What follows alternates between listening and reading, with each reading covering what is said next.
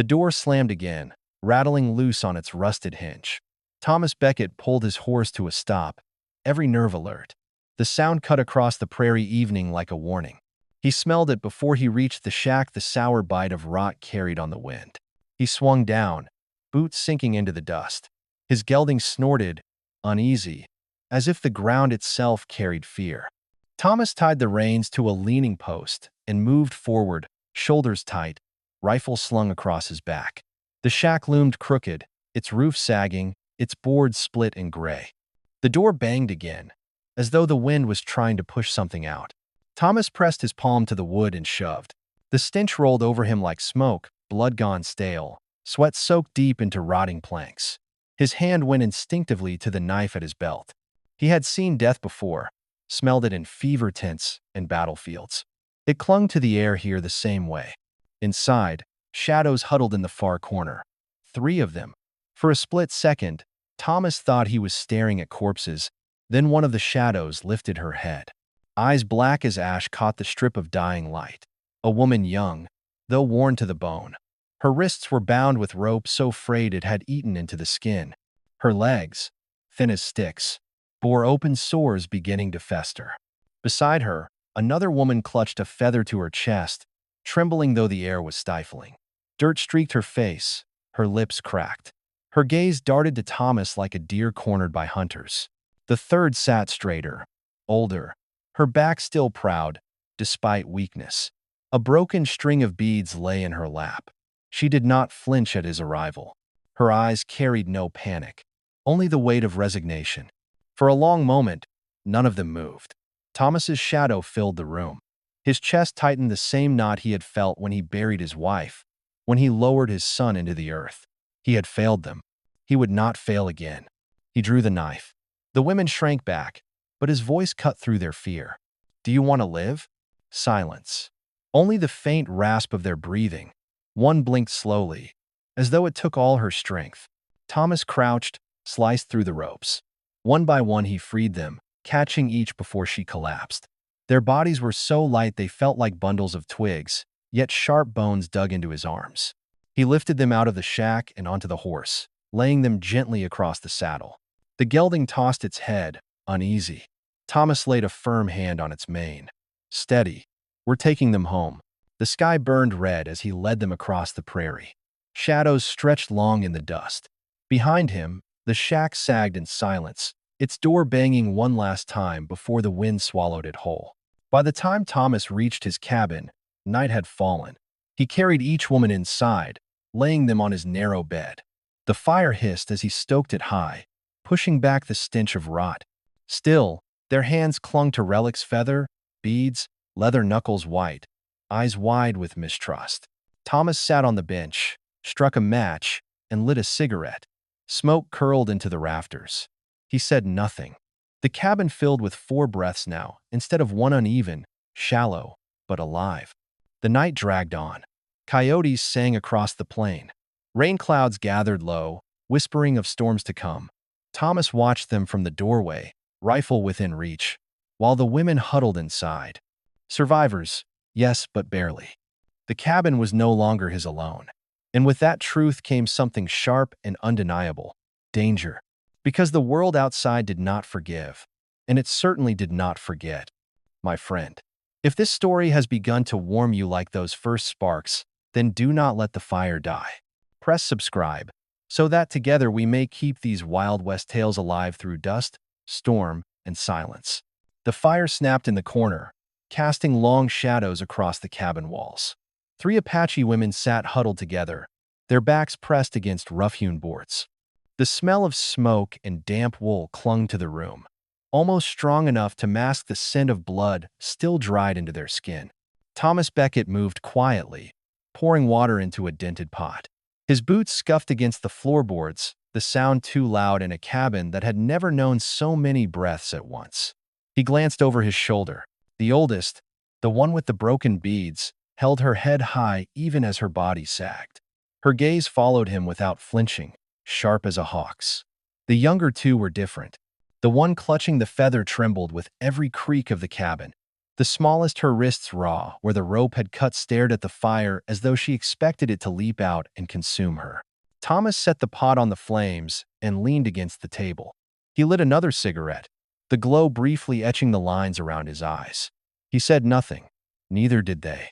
The cabin seemed to breathe with four separate lungs, each uneasy, none in rhythm. Finally, the one with the beads spoke.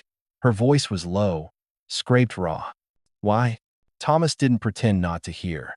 He tapped ash into the hearth and met her stare. Because no one else would. The answer hung between them. The fire popped. Outside, the prairie wind howled through the gaps in the shutters. The feather-clutching woman shifted, whispering something in her own tongue to the youngest. The girl nodded faintly but did not take her eyes off Thomas. He recognized the look, half fear, half calculation, the same look he had seen on dying men who weren't sure if the hand reaching for them carried water or a knife. He pushed away from the table and brought the pot down, ladling thin cornmeal into 3 tin cups. He set them on the floor within reach, then stepped back. Eat. They hesitated. Hunger won. One by one, the women lifted the cups. Their hands shook. The youngest drank in small sips, never once blinking away from Thomas. The one with the feather gulped too fast, coughing, but kept going. Only the eldest paused after each mouthful, as though weighing whether accepting food from him carried some unseen cost. Thomas watched, but did not press them. He had learned long ago that trust was a slow-growing weed, if it grew at all. When the cups were empty, he poured warm water into a basin and set it near the bed. Wash, he said simply. He left a strip of clean cloth beside it and turned away, giving them space. He busied himself with the tools on his workbench, pretending to study the dull edge of a knife. Behind him, he heard tentative splashes, the scrape of cloth against skin. The air shifted, carrying the faint, bitter smell of grime being lifted away. He did not look back. Some things were better left for them to do without an audience. By the time the basin water had turned dark, the women looked different. Not whole, not healed, but less like ghosts. Their faces, beneath the dirt, were sharp and strong. Warriors, each in her own right, even if broken now. Thomas dragged a chair near the door and sat, rifle propped against his knee. He did not ask for names. They did not offer. The silence stretched, thick but not empty. It was the silence of people who had lived through storms too brutal for words. Hours passed. The fire dwindled. One by one, the women's heads sagged against the wall, their eyes too heavy to keep open. Only the eldest stayed alert, her dark gaze steady on Thomas as if daring him to move wrong. He met her stare once more before closing his eyes, leaning back, letting the rhythm of shared breathing lull the cabin. Night deepened. The prairie outside was a black ocean, the wind its endless tide. Wolves howled far off. Thomas opened his eyes at the sound, fingers brushing the rifle. He glanced at the 3 women, still huddled together, and something sharp twisted in his chest. He had brought strangers into his cabin. He had invited danger across his threshold. And yet, for the first time in years, the place did not feel empty. The youngest shifted in her sleep, clutching the strip of leather tighter against her chest. Her lips parted. A word, too soft to catch, slipped into the air. Thomas tilted his head, listening. It was not English. It was not meant for him, but it carried the tone of prayer. He looked back at the fire, glowing faint against the dark. The cabin was different now. It was no longer just wood and nails, no longer a shelter for one man's grief. It was a refuge, however fragile. When dawn touched the horizon, Thomas rose. The women still slept, except for the eldest. She had not closed her eyes all night. He nodded once at her, not expecting a reply. She gave none, but her grip on the broken beads loosened ever so slightly. Thomas stepped outside, the cold morning air biting at his face. He stared across the wide prairie, the sun creeping over the edge of the world. Somewhere out there, the men of town were watching, waiting, whispering. He spat into the dust. Jaws set. Let them come. Inside, 3 survivors breathed under his roof. And whether he wanted it or not, they were his to protect. The prairie sun rose sharp and unforgiving, flooding the cabin with a hard light that left no corner in shadow.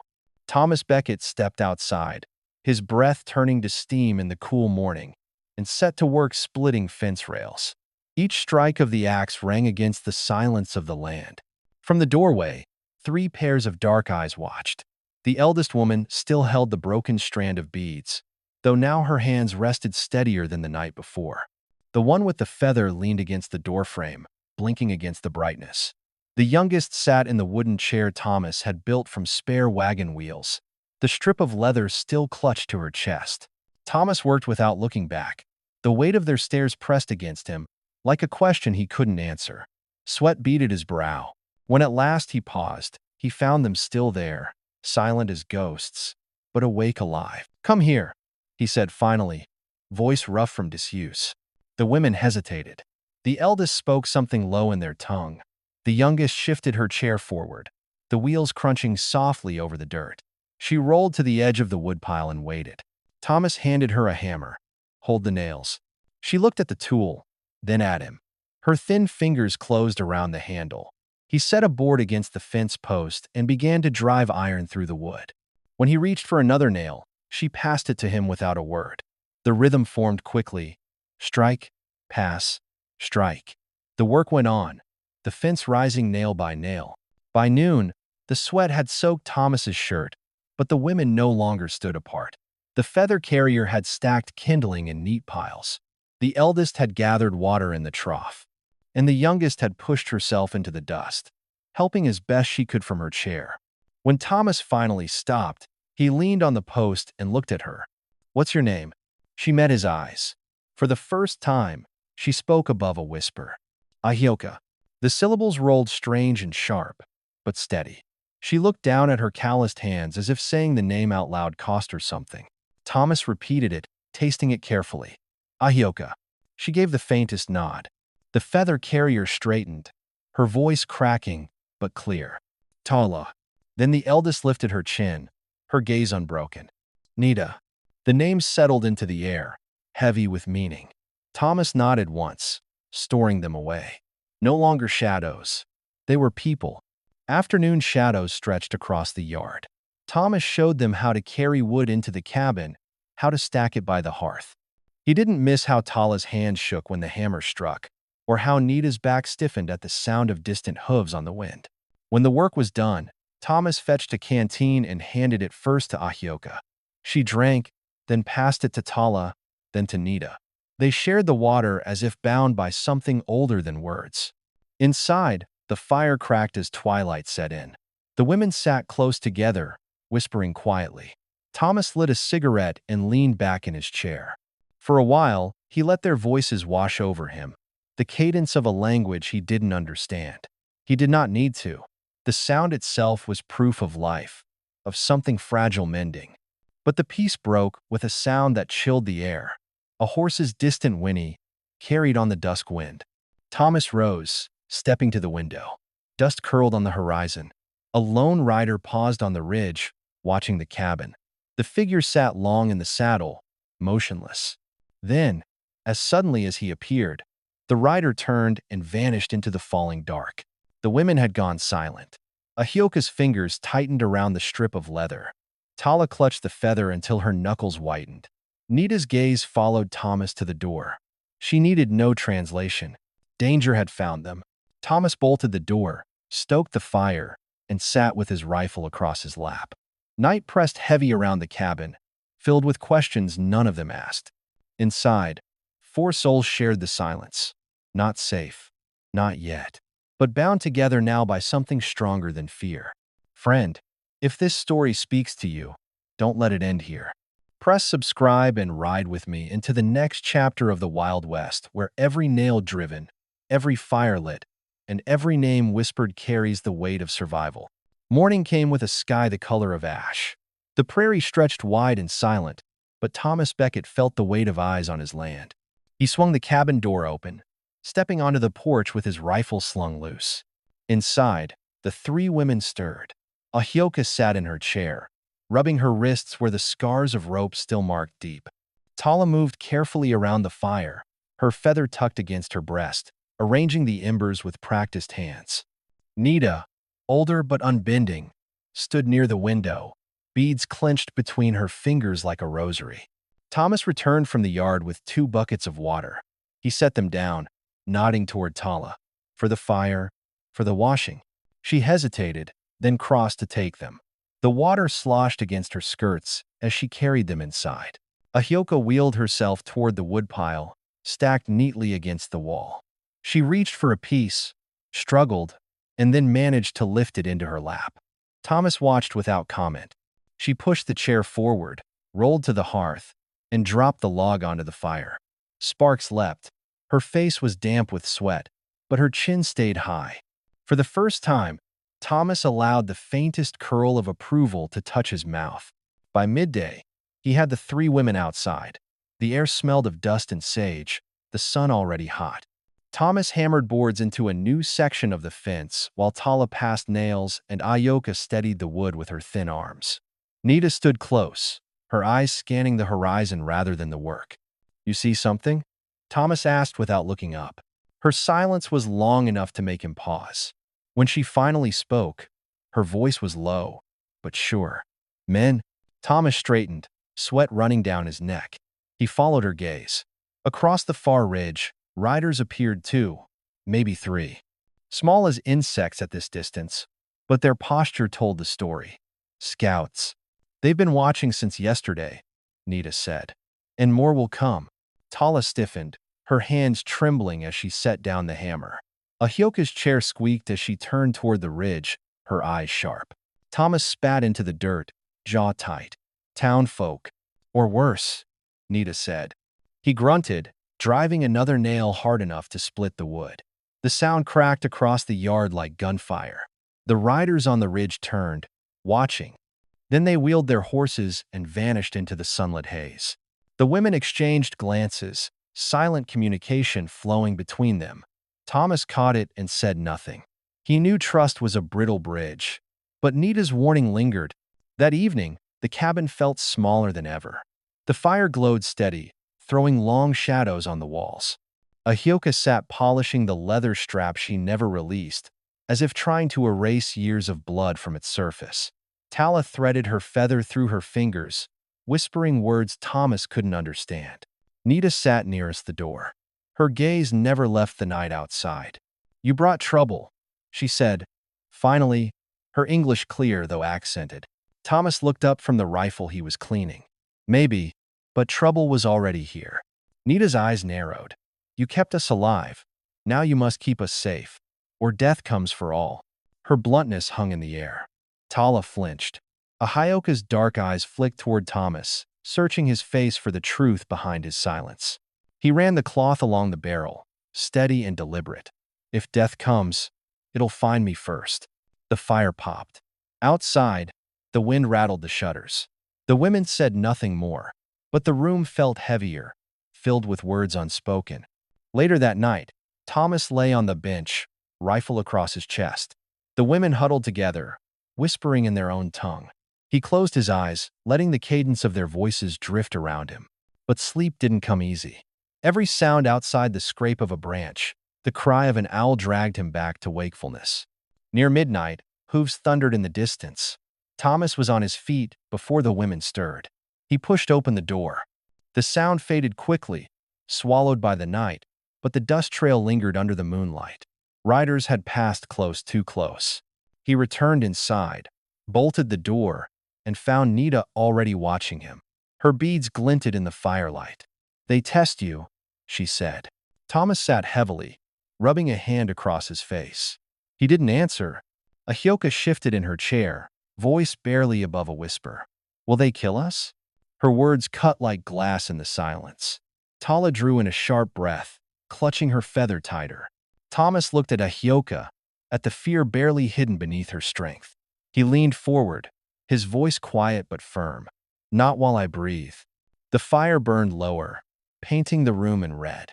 Nita leaned back, her eyes still hard. Tala closed hers, whispering a prayer. Ahioka clutched the leather to her chest, her lips trembling but her gaze steady on Thomas. Outside, the prairie held its breath. The warning had been given.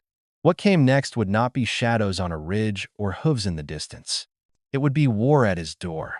The storm came not with rain, but with silence. For 2 days, No riders passed the ridge, no dust trails marked the horizon. The prairie lay quiet, too quiet, as if holding its breath. Thomas Becket felt it in his bones. Trouble was circling, waiting. He spent the morning in the yard, checking the fence line, sharpening blades, and stacking ammunition within reach of the cabin door. Sweat streaked his temples, though the air was cool. Every strike of the whetstone, every clink of iron, sounded like a clock counting down. From the porch, Ahioka followed his movements with her dark eyes. The chair he had built for her creaked as she rolled closer, leather straps still clutched tight. "You are making ready," she said softly. Thomas glanced at her, then back at the blade in his hand. Always best to be ready before the storm breaks. Inside the cabin, Tala prepared strips of dried meat, her feather tucked carefully behind her ear. Nita moved about with quiet authority, checking shutters, tying knots, and setting buckets of water near the hearth. She had said little since her warning, but her presence carried the weight of command. By evening, the cabin smelled of wood smoke and tension. The women gathered near the fire, their shadows cast tall and uncertain on the walls. Thomas sat across from them, rifle propped beside his chair. For a long time, no one spoke. Then Tala broke the silence, her voice trembling but determined. "When they come, they will not only want us, they will want blood." Thomas met her gaze. "They'll find it hard-earned." Ahioka shifted forward, the wheels of her chair scraping the floor. "If death waits outside, then let it wait. We are not afraid." But her hands told a different story, knuckles white around the strip of leather. Nita raised her broken beads, letting them dangle in the firelight. "Fear is not the enemy. Fear is what tells us we are still alive." She looked at Thomas, her eyes steady. "But we cannot run. If we run, they will hunt us down. We stay, we fight." Her words settled over the cabin like a verdict. Thomas leaned back, cigarette smoke curling from his lips. He remembered a different fire, a different night, his wife coughing until her chest stilled, his son's hand slipping from his grasp. He had buried them both beneath the cottonwoods. Since then, the cabin had been nothing more than a coffin he walked through each day. But tonight, with 3 pairs of eyes fixed on him, waiting, he felt something shift. This was not grief alone. It was responsibility. "I lost my family once," Thomas said, his voice low. "Couldn't save them. Not from sickness, not from death. But if I let you be taken, then I've lost them twice." The silence that followed was not empty, it was binding. Ahioka's chin lifted. "Then we stand with you." Tala placed her feather on the table between them. "For my brother, who never came home." Nita let her beads fall beside it. "For all who cannot fight anymore." Slowly, Thomas reached out and set his knife on the table with the rest. "For the ones I buried, for the ones still breathing." The fire popped, sending sparks upward. 4 shadows leaned together, no longer separate. Outside, the prairie wind moaned, carrying distant echoes of hooves. Whether they were real or only memory, none could tell. But inside the cabin, an oath had been forged, not spoken in grand words, but sealed in silence, in the clatter of beads, feather, leather, and steel. Later, as the fire burned low, Thomas rose and bolted the door. He moved from window to window, checking the locks. When he returned to his chair, he found all 3 women awake, their faces drawn but steady. No one said goodnight. Sleep was a fragile luxury they could not afford. Instead, they sat together, 4 lost souls welded by firelight, waiting for whatever dawn would bring. Friend, if you've ridden with us this far, don't stop here. Press subscribe and stay close to the fire. More Wild West stories await of dust, danger, and the kind of love that survives them both. The day broke with a stillness that felt wrong. Even the prairie birds kept quiet, their songs swallowed by the heavy air. Thomas Becket rose before the sun, checking the rifle he kept by the door. He lit a cigarette, its smoke curling thin in the pale light, and stepped onto the porch. The land stretched wide and empty, yet his eyes caught movement on the horizon, dust trails faint and fleeting. Riders. Inside the cabin, the 3 women stirred. Tala rubbed the sleep from her eyes, feather pressed against her lips as if in silent prayer. Nita stood and moved to the window, her beads dangling from her hand. Ahioka rolled her chair forward. her fingers already clutching the leather strap she never let go. "They're here," Thomas said simply. The words needed no translation. All morning, the cabin felt like a heart beating too fast. Thomas busied himself stacking more wood by the fire, setting buckets of water within reach. He cut strips of cloth for bandages, his knife working with mechanical precision. Every move was preparation, yet his jaw clenched tighter with each task. Tala knelt beside him, watching his hands. After a long silence, she reached forward, taking one strip of cloth and folding it neatly. Then another. Thomas glanced at her, surprised, but said nothing. She worked quietly, her eyes lowered, shoulders taut with fear yet steady with purpose. On the porch, Nita stood guard, eyes fixed on the ridge. She said nothing, but the beads in her hand clicked softly as her fingers worked them like a slow drumbeat. Ahyoka moved her chair to the corner of the cabin, where she could see both the door and the window. She placed the strip of leather on the table and looked at Thomas. "Show me how," she said. Thomas frowned. "How what?" She nodded at the pistol on his belt. "How to shoot." For a moment, the cabin was silent save for the crackle of the fire. Then Thomas drew the pistol, holding it out carefully. "You don't aim unless you mean it," he said. "And you don't mean it unless you're ready to end it." Ahyoka's fingers trembled as she took the weapon, its weight heavy in her small hands. Thomas guided her grip, adjusted her stance in the chair. "Breathe, squeeze, don't pull." She lifted the pistol toward the window, her face set with fierce determination. Her arms quivered, but her gaze did not falter. After a long moment, she lowered it and passed it back. Thomas studied her. For all her weakness, her spirit was steel. By midday, the sound of hooves drifted closer. Thomas stepped outside. 6 riders stood on the ridge now, dark against the burning sky. They didn't advance, only watched. One raised his hand, signaling. Another let out a sharp whistle. Then they turned and rode off, dust trailing behind them like smoke. "They measure us," Nita said from the doorway. "Like wolves testing a fence." Thomas spat into the dirt. "Then let him test." The hours crawled. Every creak of the cabin, every whisper of wind through the grass, felt like the snap of a trigger. Thomas checked and rechecked his rifle, his revolver, the knives laid out across the table. Tala cooked a thin stew, her hand shaking as she stirred, though she tried to hide it. When she set the bowl in front of him, Thomas saw the strain in her face. He pushed the bowl back toward her. "Eat first," he said. She blinked, startled, then obeyed. In the late afternoon, the sky turned molten, clouds streaking red and gold. The cabin's shadows grew long and sharp. That was when the riders returned. 10 this time.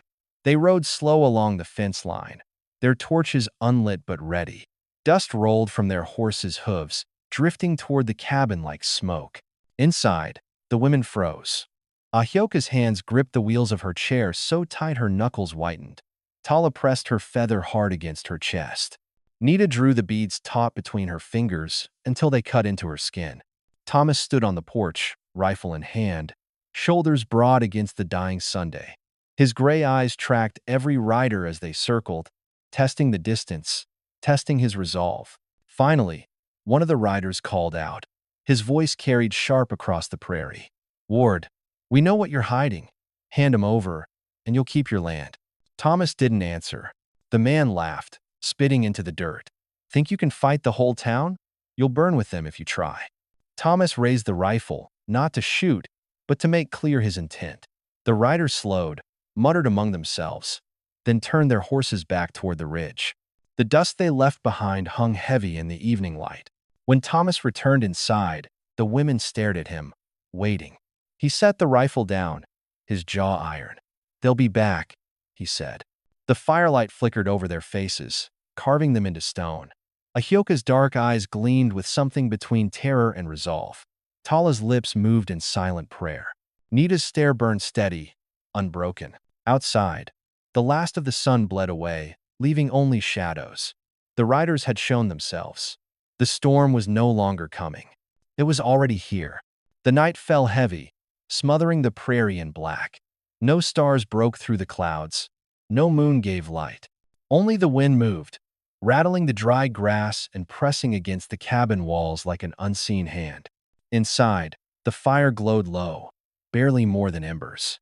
Thomas Becket sat by the window, rifle balanced across his knees. Nita held her broken beads tightly, eyes fixed on the door. Tala sat near the hearth, her feather clutched in one hand, the other wrapped around a pot of water ready to douse sparks. Ahyoka's chair was stationed in the corner, the leather strap across her lap, her gaze sharp. They didn't speak. Words would not change what was coming. The first sound was hooves distant at first, then growing louder, beating a steady war drum rhythm into the earth.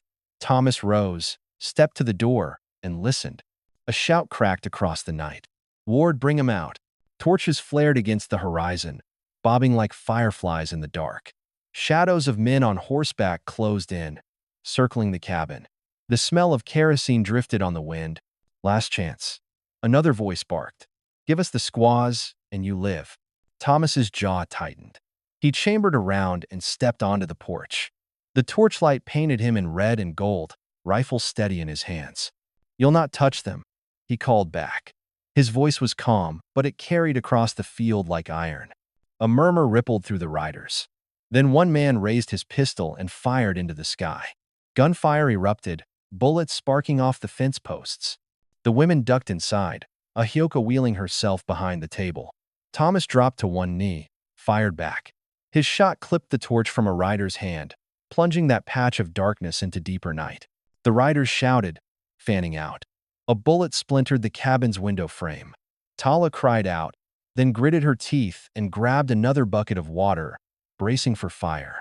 Nita dragged the heavy bar across the door, her movements swift and practiced despite her age. "They'll burn us," she shouted. "Not if we hold," Thomas answered, firing again. The siege began in earnest. Gunfire cracked, torches arced through the air, landing in the dry grass around the cabin. Flames licked upward, carried by the wind. Tala dashed forward, dousing sparks before they could spread. Sweat ran down her face, smoke stinging her eyes, but she did not falter. Ahyoka wheeled closer to the window, sliding a clip of ammunition across the floor to Thomas. "Reload," she barked, her voice cutting through the chaos. He caught it, slammed it home, and fired. Another rider dropped from his saddle with a scream. The attackers pressed harder. One torch struck the roof, flame catching along the dry thatch. Nita grabbed a wet cloth and climbed the bench to beat it back, smoke curling around her like a shroud. Coughing, eyes streaming, she struck until the fire died. Through the smoke and chaos, Thomas felt a strange calm settle over him. He was not fighting alone. Every move, every breath, was mirrored by the women around him holding water, passing rounds, stamping out fire. For the first time since burying his family, he felt the weight of others standing beside him, sharing the burden of survival. Outside, the riders shouted insults, bullets whistling. "You'll burn for this, Ward. The law's not on your side." Thomas fired through the gap in the shutter, voice hoarse but steady. "The law doesn't own this land. I do." The night roared on. Minutes stretched into hours. The attackers circled, firing, retreating, charging again. Each time, the cabin held. Smoke blackened the rafters, holes scarred the walls, but the roof still stood, the fire still burned within. At last, a horn blew sharp across the plain. The riders began to pull back, their torches dwindling into the dark. Shouts echoed, "We'll be back, Ward. Next time, we finish it." The hoofbeats faded, leaving only silence. Inside, the cabin was a wreck. The air choked with smoke, the floor littered with spent shells and blackened wood. Tala slumped against the wall, exhausted. Nita sat on the bench, coughing hard, but still clutching her beads. Ahyoka leaned forward in her chair, sweat running down her brow, but her eyes burned with defiance. Thomas lowered his rifle, his breath ragged. He looked at the three women worn, bruised, but alive, and felt a grim pride swell in his chest. The siege was not over. It had only begun. But they had faced the first wave and held. He stoked the fire back to life, the glow painting their faces in red. Outside, the prairie was silent again, but it was no longer the silence of peace. It was the silence before the final storm. Dawn came red as fire. The ridge was already alive with dust and hoofbeats. This time, the riders came not as scouts but as an army, torches blazing, rifles ready. Thomas Becket stood in the yard, rifle in hand, jaw set like stone. Behind him, 3 women filled the doorway.